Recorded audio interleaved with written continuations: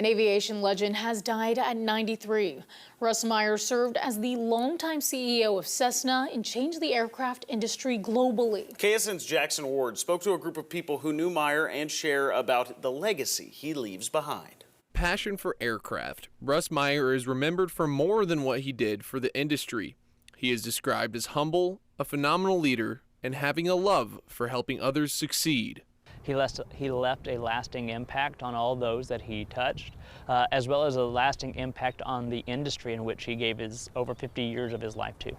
One of Meyer's greatest accomplishments was leading efforts to pass the General Aviation Revitalization Act in 1994, which limited product liability. Before the law was passed, manufacturers could be sued for any issues with an aircraft. His work with getting the law changed was crucial for the whole industry, not just Cessna.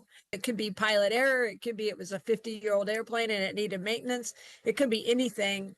The first thing people did was sue the manufacturer. Meyer mentored several people in the industry and is described as a people person and warm. His character set him apart among other moguls in the aircraft industry.